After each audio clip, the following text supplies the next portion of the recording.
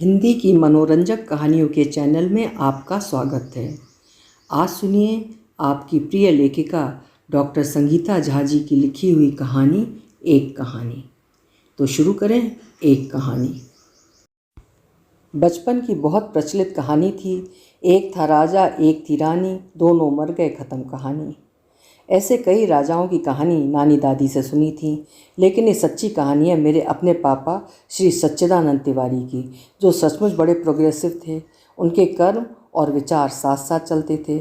उस ज़माने में लड़कियों की पढ़ाई और अंतरजातीय विवाह, और कभी जब अंतरधर्म विवाह की बात आती तो वो कहते, सबका ईश्वर एक है, उस तक जाने के रास्ते अलग अलग हैं। अगर हिंदू को काटोगे तो खून निकलेगा, और मुसलमान को भी काटोगे तो खून ही। शुक्र मनाओ उसने लड़के से ही शादी की है। ऐसा कह सबका मुंह बंद कर देते। खुद भी उन्होंने उन दोनों फिजिक्स में एमएससी की थी और गवर्नमेंट कॉलेज में फिजिक्स के प्रोफेसर थे। घर पर गरीब बच्चों और दोस्तों के बच्चों को मुफ्त विज्ञान के सभी विषय पढ़ाया करते। बेटों से ज़्यादा बेटी को चाहने वाले पापा आज गुंजन सक्सेना मूवी देखकर बार बार याद आ रहे हैं। मुझे यानी अपनी अदिति को उन्होंने अपने बेटों से भी ज़्यादा प्यार और आज़ादी दी। बचपन से मैं नहीं बल्कि हम बनी इतराती फिरती थी।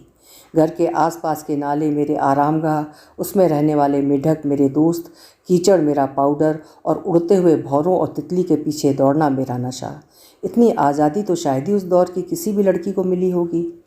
खेलते खेलते जब मन करता बाहर गोबर चुनने गरीबों की गोबर की टोकनी ले भैंसों के पीछे दौड़ लगा, उनका गोबर टोकनी में ले गोबर चुनने वाले बच्चों को वापस दे देती।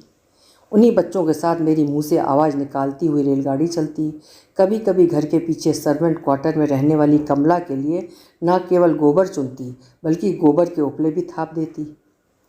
इस सब की खबर जब अम्मा, जो खुद भी हाई स्कूल में लेक्चरर थीं, तक पहुंचती तो बेचारी शर्म से पानी पानी हो जाती। वहीं पापा अपनी आदि के लिए खड़े हो जाते।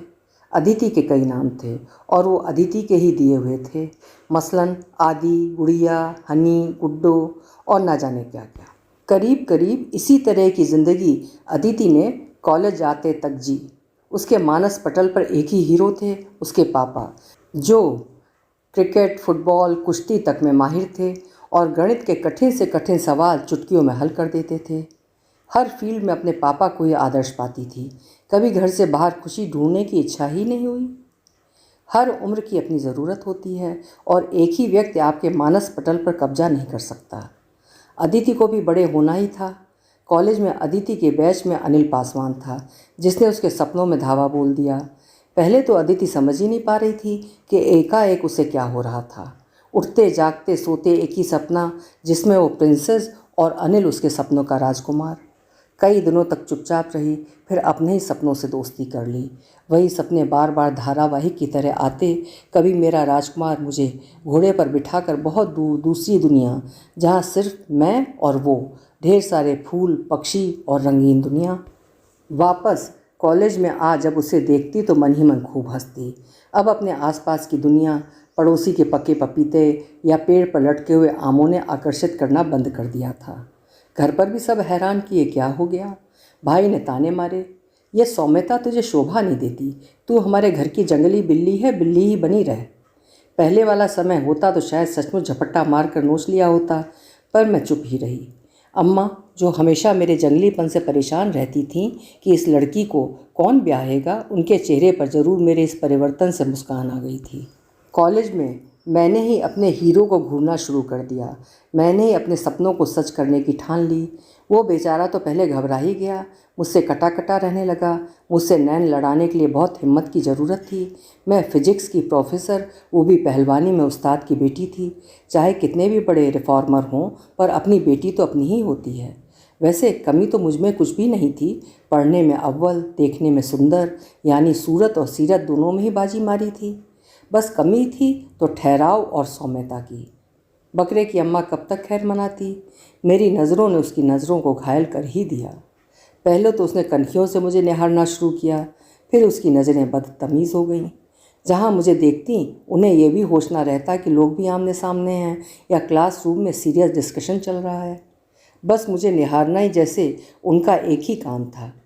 डर के मारे मेरी आंखें अब नज़रें चुराने लगी थीं। फिर शायद ठीक मेरी तरह उसने भी मेरे सपने देखने शुरू कर दिए थे। काश प्यार नज़रों तक ही ठहर जाता, पर भला कभी ऐसा होता है?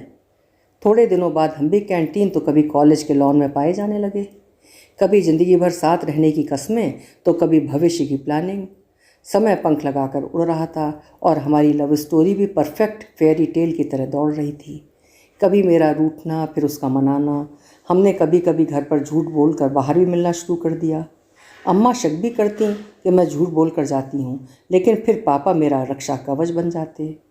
कभी पापा ने घर पर जात पात की बात ही नहीं की। हमारे एक पड़ोसी हुआ करते थे, वैद्य साहब। उनकी बेटी मधुरिमा ने अपने सहपाठी विक्टर से घर वालों के विरुद्ध जाकर कोर्ट मैरिज कर ली। ये उन दोनों की बात है जब अगर बिहार के ब्राह्मण की बेटी बंगाल के ब्राह्मण के बेटे से भी शादी कर ले तो गदर मच जाता था। वैद्य अंकल को भड़काने वालों की कमी नहीं थी, लेकिन पापा ने आगे बढ़ न केवल वैद्य अंकल को शांत किया, बल्कि उनकी बेटी दामाद को भी प्यार से घर लाकर सम्मान दिलाया। मैं तो बड़ी आश्वस्त थी कि मेरे प्यार को ज़रूर उसकी मंजिल मिलेगी, क्योंकि मेरे पापा तो इतने समझदार थे। पूरे मोहल्ले में पापा की सोच सहिष्णुता के चर्चे होते थे। भाई की पढ़ाई से ज़्यादा उन्हें मेरी पढ़ाई की चिंता थी। मैं थोड़ा भी भटकती तो कहते, बेटा पढ़ो, तुम्हारा भाई नहीं पढ़ेगा तो इसे टेम्पो खरीद दूंगा, ड्राइवर बन जाएगा। लेकिन तुम क्या एक रिक्शे वाले से शादी करोगी? तुम्हारा पढ़ना भाई से ज़्यादा ज़रूरी है। बचपन में रिक्शे वाले के नाम से ही मैं डरने लगी कि रिक्शा वाला और मेरा पति, उसके साथ तो सपने भी नहीं देखे जा सकते थे। इसीलिए इतनी शैतानियाँ और खुराफातों के बावजूद पढ़ाई मेरे लिए बचपन से ही अहम थी। मैंने अनिल को घर बुलाना भी शुरू कर दिया था। अम्मा की शकीली नज़रें देखकर मैं एक बार तो डर ही गई थी, लेकिन पापा ने वो डर भी दूर कर दिया। वो भी मेरी तरह किताबी कीड़ा था। इससे हमारे बीच नोट्स का भी आदान प्रदान होने लगा। हम इतने ज़्यादा साथ रहते थे कि हमारे बीच प्रेम से ज़्यादा दोस्ताना था। मेरे सपनों और मंजिल में हमेशा मंजिल की ही जीत होती थी। इससे इतने प्रेम के बाद भी पढ़ाई में कभी कोई कमी नहीं आई थी। सब ठीक चल रहा था। पढ़ाई अपने अंतिम चरण में थी। अनिल की इसरो में नियुक्त हो चुकी थी। वो तो पढ़ने में अच्छा था, पर तब पहली बार महसूस हुआ कि जातिवाद में पढ़ाई, नौकरी सभी में रिजर्वेशन भी होता है। कभी मन में आया ही नहीं कि मैं सवर्ण हूँ और वो दलित। खैर, पापा सब देख लेंगे सोच मैंने इस विचार को भी दिमाग में पनपने नहीं दिया। इम्तिहान भी ख़त्म हुए और अनुकूल परिणाम भी आए। दोनों ही फर्स्ट डिवीज़न में डिस्टिंक्शंस के साथ पास हुए। मैं आगे किसी अच्छी यूनिवर्सिटी से पीएचडी करना चाहती थी और उसकी तो नौकरी थी ही। वो श्रीहरिकोटा चला गया और मुझे उसकी याद बहुत सताने लगी। जब हम किसी के साथ रहते हैं तब घर की मुर्गी दाल बराबर वाली भावना रहती है, और जब दूर जाते हैं तब एहसास होता है कि उसका साथ होना कितना ज़रूरी है। हमारे इस प्रेम के दो राजदार भी थे। एक अनिल का खास दोस्त अनंत और दूसरी मेरी दोस्त अनीता। कितना भी पापा पे विश्वास हो या गर्व हो, लेकिन फिर भी अपने प्रेम पत्र तो मैं घर पर नहीं मंगवा सकती थी। मेरे पत्र अनंत के घर पर ही आते थे। अपने पहले ही पत्र में अनिल ने मुझे बताया कि उसके जॉब में पापा का बड़ा हाथ था। इसरो के चीफ पापा के बड़े अच्छे मित्र थे। मैंने मन ही मन सोचा, मुझे क्यों नहीं जॉब उन्होंने दिलवाया। शायद दामाद का ज़्यादा ख्याल रखा पापा ने। वो भी बड़ा आश्वस्त हो गया कि पापा हमारी शादी के लिए मान लेंगे। इस विरह में हमारी चिट्ठियाँ शायरी और तुकबंदियों से भरी रहती। मसलन, सोने की थाली में हीरे चमकते हैं, डार्लिंग तेरी याद में आंसू टपकते हैं। फिजिक्स के विद्यार्थी होने से हिंदी साहित्य में हमारी पकड़ बड़ी उथली थी। मेरे लिए भी उसके बिना रहना बड़ा निरर्थक सा था। इसलिए मैंने उससे शादी करने की जिद की। वो वहाँ से 1 महीने की छुट्टी लेकर घर आया। मैंने भी पार्लर जाकर अपना फेशियल करा, खुद को चमका लिया। मेरे इस परिवर्तन से घर वाले हैरान थे। मैं उन्हें सरप्राइज़ देना चाहती थी। वो आया और हम अनंत की मदद से बाहर निकले। मैं बड़ी खुश घर आई और मैंने पापा से कहा कि हम शादी करना चाहते हैं। पापा कुछ देर सोचे और बोले, ठीक है बेटा, जैसी तेरी मर्जी। मैं अनिल के घर वालों से बात करने चला जाऊंगा। अम्मा का मुंह उतरा हुआ था और वो सारी रात बड़बड़ करती रहीं। दूसरे दिन सुबह सुबह पापा घर से निकले और बड़ी देर बाद घर आए। चेहरा भी तमतमाया हुआ था।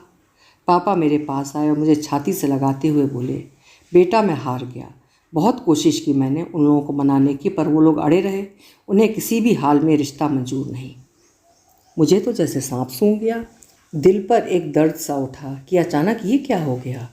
उसके पापा एक पढ़े लिखे PWD में चीफ इंजीनियर, माँ भी पढ़ी लिखी हाउसवाइफ थी। उससे दोनों छोटे भाई बहन स्थानीय इंजीनियरिंग कॉलेज में पढ़ रहे थे।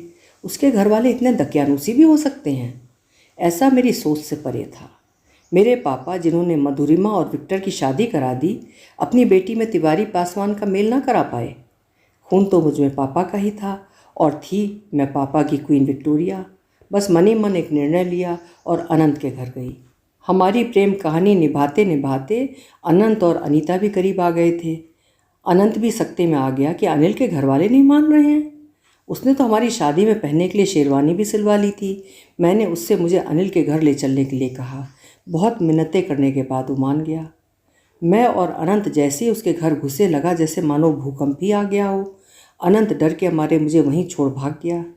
मुझे देखकर उसकी माँ जोर जोर से छाती पटकते हुए चिल्लाने लगी, अमर, अब तो हद हो गई। ये आवारा लड़की घर पर ही आ गई। जा रे, समाज के लोगों को बुला के ला, अभी फैसला हो जाएगा। अमर और अभीक उसके छोटे भाई थे। उसके पढ़े लिखे पापा भी जाहिलों की तरह चिल्लाने लगे, मैडम बख्श दो हमें, दूर हो जाओ हमारे बेटे की ज़िंदगी से, वो तो नादान है बेचारा, तुम्हारे जाल में फंस गया। उसका भाई अमर, जिसे मैं बड़ा ही सीधा साधा और नेक समझती थी, वहशियों की तरह चिल्लाने लगा, ए लड़की, इतनी क्या आग लगी है तेरे को मर्द की? मेरा भाई मिला था क्या? आ मेरे पास आ, तेरी आग ठंडी करता हूँ। बहन, जिसके बारे में अनंत से सुना था कि उसके मुंह में तो जबान ही नहीं है, चिल्लाने लगी, ये औरत धंधा करने लगी, मेरा ही घर मिला था क्या आग लगाने को? और न जाने क्या क्या वो लोग बकते जा रहे थे। मेरा सर घूमने लगा। 2 मिनट आंख बंद की तो लगा बस ज़िंदगी शायद यहीं ख़त्म हो गई है। मैं बेहोश होकर ज़मीन पर गिर पड़ी। मुझे कुछ ऐसा सुनाई पड़ रहा था मानो सब एक साथ चिल्ला रहे हों, नाटक कर रही है साली, गोबर सूंघाओ अभी होश आ जाएगा।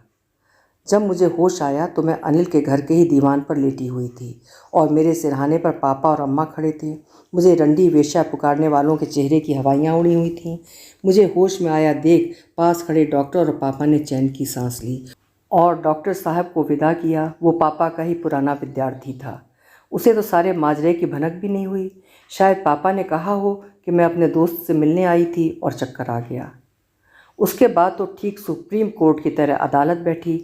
मुकदमे में मैं पीड़िता यानी विक्टिम थी। मेरे वकील पापा और मुकदमे के जज भी पापा ही थे। मेरे गुनहगारों की फ़ौज थी और सारे के सारे सर झुकाए खड़े थे।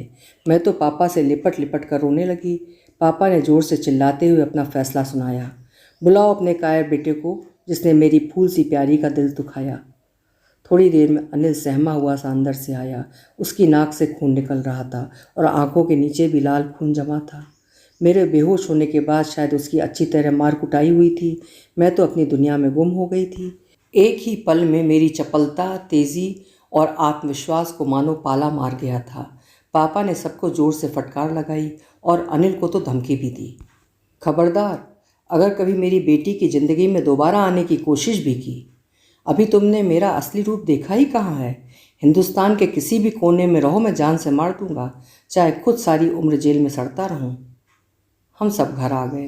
पापा ने अम्मा को भी अच्छे से समझाया कि एक बुरे सपने की तरह इस वाक़ये को भुला दिया जाए। प्यार ऐसे भुलाए कहाँ भूलता है। मैं ही पागलों की तरह पड़ी रहती, मानो मेरी दुनिया ही ख़त्म हो गई हो। भाई तो अपनी कंपनी के काम से यूएसए गया हुआ था। माँ को ताकीद दी गई कि भाई को भी इसकी भनक ना पड़े। पापा बिल्कुल सहज बने रहे, मानो कुछ घटा ही ना हो। मैंने तो पागलपन में एक दिन अपने हाथ की नस काट ली। खून काफ़ी बह जाने से मेरी हालत नाजुक हो गई। बिना कोई शोर मचाए पापा ने एम्बुलेंस बुलवाई और मुझे अस्पताल ले गए।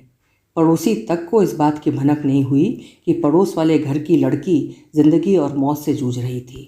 15 दिनों तक ज़िंदगी से आंख मिचौली खेलने के बाद जब मैं घर पहुंची तो पापा का एक अलग ही रूप देखा। पहली बार उनके चेहरे पर अपने लिए प्यार नहीं बल्कि आक्रोश देखा। घर पहुंचते ही सबको कमरे से बाहर कर उन्होंने सिटकनी लगाई और मुझसे ज़िंदगी में पहली बार कठोर आवाज़ में कहा, क्यों क्यों तुमने सिर्फ अपने बारे में सोचा? जब से पैदा हुई हो बेटे से ज़्यादा प्यार दिया तुम्हें। आज एक लड़का जिसमें हिम्मत नहीं है तुम्हें संभालने की, कायर बुज़दिल, उसके लिए जान देने पर तुली हो। साफ साफ बताओ, जीना है या मरना चाहती हो? पापा ने अपने दोनों हाथ मेरे गले पर ले जाकर उसे दबाने का इशारा करते हुए कहा, बोलो, मरना है तो मैं ही गला घोट देता हूँ। साला कमीना पासवान ये श्रेय क्यों ले कि उसकी वजह से तिवारी की बेटी मरी है? मैं तो रोने लगी। पापा माफ़ कर दो प्लीज़ पापा। मैं और पापा दोनों एक दूसरे से लिपट कर ज़ोर ज़ोर से रोने लगे और उसी क्षण मैंने उस कायर को अपने दिल से निकाल फेंका। पहली बार पापा के मुंह से तिवारी पासवान ये शब्द सुनकर बड़ा अजीब सा भी लगा था। कुछ ही दिनों बाद पापा ने अपने बचपन के दोस्त शुक्ला अंकल के बेटे राजीव से मेरा ब्याह कर दिया। जिंदगी पटरी पर चलने लगी क्योंकि राजीव पति से ज़्यादा दोस्त थे। दोनों ही अपनी पीएचडी के बाद आईएससी बेंगलोर में फैकल्टी बन गए। पिछली ज़िंदगी के दर्द के यादों के निशान भी लगभग मिट से गए थे, लेकिन ज़िंदगी के रूप ही निराले होते हैं। मैं एक कॉन्फ्रेंस के सिलसिले में CDRI लखनऊ गई हुई थी। मेरे ओरेशन के चेयरपर्सन थे इसरो के वाइस चेयरमैन श्री अनिल पासवान।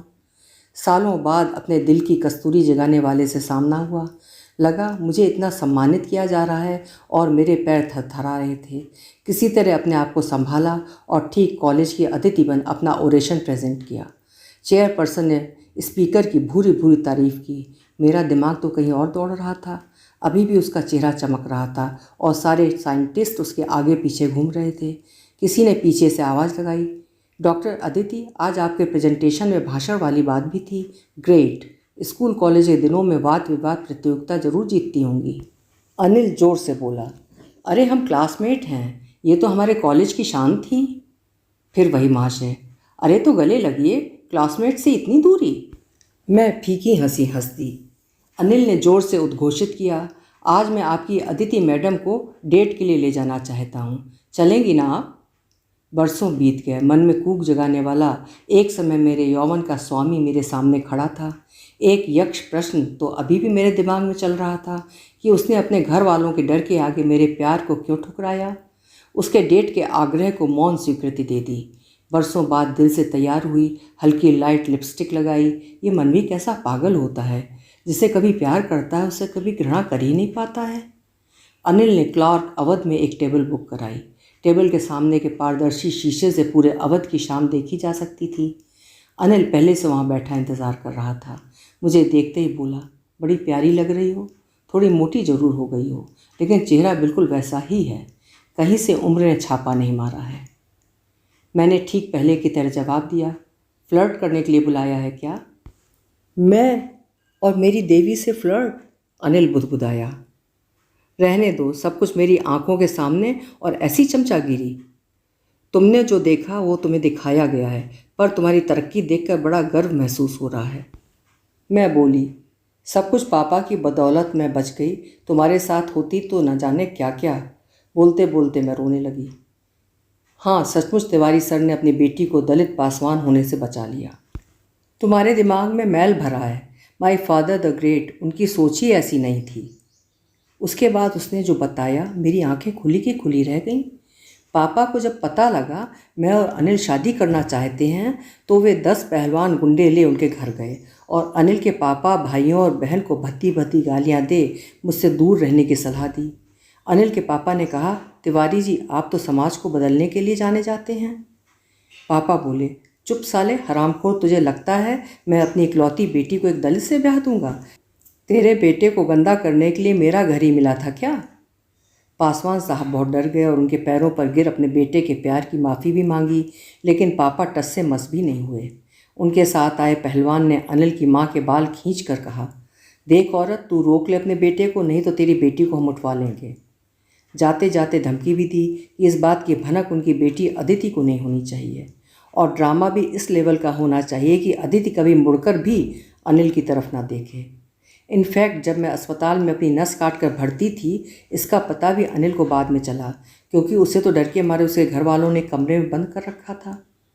हर दिन उसकी माँ और बहन रो रो कर अपनी इज्जत की दुहाई मांगते थे। मुझे तो पापा में अब चाणक्य दिख रहे थे। राजीव बहुत अच्छे इंसान हैं, मेरे मित्र हैं, कितना भी नाटक करूं, लेकिन सच तो ये था कि अनिल को भुला पाना मेरे लिए नामुमकिन था। किसी तरह खाना खाया, मेरी जोर की रुलाई फूट पड़ी। अनिल अपनी जगह से खड़ा हो गया और मेरी पीठ सहलाने लगा।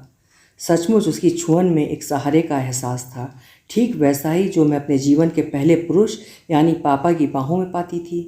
2 प्यारे मित्रों की तरह गले मिल हमने एक दूसरे से विदा ली और कोई चारा भी नहीं था। वापस बेंगलोर आ मैंने राजीव को सारी बात बताई तो राजीव ने मुझे बाहों में भरकर कहा, श्री चाणक्य ने मेरा फ़ायदा करा दिया, नहीं तो मैं तो कुंवारा ही रह जाता। जाने मन, आपका अनिल कुछ भी कहे, लेकिन कायरों की इस दुनिया में कोई जगह नहीं। राजीव के लिए ये आई गई बात थी, लेकिन मेरे लिए तो वो कभी ये ही जीने मरने का सबब थी। पहली बार इस सच्चाई का पता चला कि हाथी के दांत खाने के और दिखाने के और। पापा पर गुस्सा भी आया, लेकिन कुछ रिश्तों को हम निशर्त जीते हैं। समय बीतता जा रहा था। भाई अमेरिकन सिटीजन बन गया था और हमेशा की तरह मेरे बब्बर शेर पापा मेरा देश महान की रट लगाए हुए थे। अम्मा बेटे के पास गई भी, पर पापा को कैसे अकेले रहने देती। पता नहीं अम्मा को अंदर ही अंदर कौन सा दुख खाए जा रहा था। असमय ही हृदयघात में चल बसी। भाई समय पर पहुंच गया था। हमारी तो मानो दुनिया ही लुट गई थी। लेकिन मैंने पाया कि पापा इस दुख के समय भी भाई को समझा रहे थे। माँ के पैर अर्थी से थोड़े बाहर रहने चाहिए, क्योंकि पैर हमारे शूद्र होते हैं। ब्रह्मा के सिर से हम उत्पन्न हुए हैं, यानी ब्राह्मण। भुजाओं से क्षत्रिय, पेट से वैश्य और पैरों से शूद्र। सबसे पहले माँ को मुखाग्नि देना, कपाल क्रिया जरूर करना। ये सब सुन मुझे पापा से घृणा होने लगी। माँ तो पूरी हमारी है, चाहे पैर हो या सिर। इतनी बड़ी बातें करने वाले पापा के ऐसे विचार। भाई माँ की तेरहवीं करके वापस चला गया था। पापा मेरे साथ थोड़े बदलाव और थोड़ा समय मेरे बच्चों के साथ बिताने के लिए बेंगलोर आ गए। मेरे दोनों बच्चों से पापा की अच्छी दोस्ती भी हो गई। 1 महीने बाद पापा को वापस जाना था, लेकिन होनी को कुछ और ही मंजूर था। सारे देश में लॉकडाउन हो गया और पापा को मजबूरन अपने शहर को छोड़ हमारे साथ रहने पर मजबूर होना पड़ा। पापा तो 10 दिनों के बाद ही अपने शहर अपने दोस्तों के पास जाने को मजबूर हो रहे थे। जिंदगी भर बेटी बचाओ बेटी पढ़ाओ का नारा लगाने वाले तिवारी जी का दामाद के घर दम घुट रहा था। पापा मेरे ही नहीं बल्कि भाई के भी हीरो थे। माँ के मरने पर जब उन्होंने सवर्ण और शूद्र की बात की तो भाई को भी शायद अच्छा नहीं लगा, पर वो चुप रहा। सारी फ्लाइट्स कैंसल्ड थीं और पापा के पास हमारे यहाँ रहने के सिवा कोई चारा नहीं था। पापा बहुत बुद्धिमान थे। मेरे बेटे से उन्होंने ऑनलाइन लेक्चर्स, गूगल पे सब सीख लिया था। अमेरिका में रहने वाले अपने बेटे बहू से रोज़ वीडियो कॉल करते थे। रोज़ मास्क और पारदर्शी हेलमेट पहनकर सब्जी फल दूध लेने कॉलोनी के ही मार्केट जाते थे। मैं बहुत समझाती कि समय ठीक नहीं है, पर समझें तब तो। राजीव मुझ पर झुंझलाते, देखती नहीं पापा कितनी सावधानी से रहते हैं, हमेशा मास्क पहनते हैं, सैनिटाइजर से हाथ धोते हैं, और तो और कहीं कुछ खाते पीते भी नहीं हैं। घर के अंदर बंद रहेंगे तो पागल हो जाएंगे। पापा भी बड़े खुश कि बाहर घूम फिर सकेंगे। बचपन में मुझ पर अपना सारा प्यार लुटाने वाले पापा का झुकाव मैं अपने बेटे पर ज़्यादा देखती और हर दिन उसे एक कहानी चाहे महाभारत या रामायण से सुनाते थे। बेटी ने मेरा खून विरासत में पाया था। हर कहानी वह प्रश्न करती थी। पापा को उसमें दूसरी विद्रोही अदिति नजर आ रही थी, और अब तो वो अपनी जड़ों से भी कट चुके थे। साथ देने वाले कोई पहलवान भी नहीं थे। बेटे कबीर ने अपने नाना की स्टोरी सुनाते हुए वीडियो रिकॉर्डिंग की और यूट्यूब में डाल दी। थोड़ी देर में ढेरों लाइक्स आ गए और घर बैठे बैठे पापा स्टोरी टेलर के रूप में फेमस हो गए। इन कहानियों में पापा ने अपने भीतर के धर्म के शैतान को दबाए ही रखा। किसी भी कहानी में ब्राह्मण शूद्र की बात नहीं की, लेकिन बेटे कबीर को अक्सर बताते कि हमारी उत्पत्ति ब्रह्मा के सिर से हुई है और हम सर्वश्रेष्ठ हैं और पैरों से शूद्र निकले हैं। एक दिन जब पापा यही राग आलाप रहे थे, मैं पीछे खड़ी थी। मैंने तुरंत उत्तर दिया, बेटा जैसे हम ब्राह्मण हैं वैसे ही इसरो के vice chairman doctor Anil Paswan शूद्र हैं, हमारे पैरों की चप्पल। मैंने एक पैनी नज़र पापा पर डाली और वहाँ से निकल गई। बेटा नाना को बड़े प्यार से समझा रहा था। नाना, मम्मा को बिल्कुल ये बातें अच्छी नहीं लगती हैं और अनिल अंकल तो कई बार ISC में एज ए गेस्ट स्पीकर आते हैं। मम्मा के बहुत अच्छे दोस्त हैं। उन्होंने शादी भी नहीं की है और अपनी छोटू मतलब मेरी बहन तो अनिल अंकल की ज़बरदस्त फ़ैन है। उसके बाद पापा थोड़े बुझ से गए। शायद उन्हें अंदाज़ा हो गया था कि मुझे उनके अंदर के चाणक्य का पता चल चुका है। पापा की कहानियों का सिलसिला चल रहा था। लोग लॉकडाउन में बेरोजगार हो रहे थे और पापा घर घर में छा रहे थे। बचपन के सभी दोस्तों पड़ोसियों के फ़ोन लगातार आ रहे थे। भाई के बच्चे और उनके भारतीय मूल वाले मित्र पापा की कहानियों के फ़ैन हो चले थे। कोरोना कहर और लॉकडाउन के बीच भी हमारे घर में सब कुछ अच्छा चल रहा था कि अचानक एक सुबह पापा को बुखार, हरारत, गले में दर्द हुआ। पापा का कोविड टेस्ट पॉजिटिव आया और पूरी कॉलोनी में हड़कंप मच गया। ये पहला केस जो था। 2 दिन पहले ही पापा के कुछ इंटरनेट फ्रेंड पापा का पता चलते ही घर पर पापा से मिलने आए। मेरे मना करने पर भी पापा मास्क पहनकर उनसे मिले और मास्क उतार कर उनके साथ अपनी तस्वीरें भी उतरवाईं। यह उसी का खामियाजा था। रिपोर्ट आते ही जीएमसीएच वाले आए और तुरंत पापा को कोविड ऑथराइज्ड हॉस्पिटल में ले गए। हमारा पूरा घर सील हो गया। ये कोरोना की शुरुआती दौर था। प्राइवेट हॉस्पिटल में कोरोना मरीज का प्रवेश निषिद्ध था। हम मजबूर और परेशान थे। नाना के सिपाही यानी मेरे दोनों बच्चे भी कोविड पॉजिटिव हो गए थे। ना कोई घर आता था और ना ही हम घर से बाहर निकल सकते थे। फ़ोन पर ही पापा की जानकारी मिलती थी। डॉक्टर भी परेशान थे। यहाँ भी ब्रह्मा जी के पैर ही सिर के काम आए। राजीव ने तुरंत अनिल को फ़ोन लगाकर पापा की बीमारी की खबर दी। इसरो के फ़ोन से ही अस्पताल के डॉक्टर पापा के आगे पीछे घूमने लगे। अनिल के बॉस कम दोस्त इसरो के डायरेक्टर ने तो सीधे कर्नाटक के चीफ मिनिस्टर को फ़ोन लगा दिया। पापा से हम लोग और भाई भी वीडियो कॉल पर बात कर लेते थे। ये तो भला हो कबीर का जिसने नाना को स्मार्टफोन के सब उपयोग सिखा दिए थे। पापा ठीक हो रहे थे और 2-4 दिनों में डिस्चार्ज की बात हो रही थी। भाई भी निश्चिंत हो चला था। लेकिन अचानक डिस्चार्ज के ठीक एक दिन पहले पापा को दिल का दौरा आया और सुबह 4 बजे उनकी मौत हो गई। सारे उनके दिमाग के जाले दिमाग में ही रह गए। क्या बेटे द्वारा मुखाग्नि, अर्थी के शूद्र पैर बाहर और कपाल क्रिया धरी की धरी रह गई। हम नज़रबंद थे। आखिरी समय उनका मुंह देखना भी नसीब नहीं हुआ। उनके शरीर का दाह संस्कार भी कई शवों के साथ, शायद उनमें से कई शूद्रों के शव भी रहे होंगे, के साथ जीएमसीएच वालों ने कर दिया। इसके साथ ही कोरोना ने पंडित सच्चिदानंद तिवारी की कहानी भी ख़त्म कर दी। अभी आप सुन रहे थे सामाजिक चेतना से जुड़ी हुई एक कहानी जिसकी लेखिका थी डॉक्टर संगीता झा। आशा है कहानी आपको भी पसंद आई होगी। फिर मिलेंगे। आपका समय शुभ हो।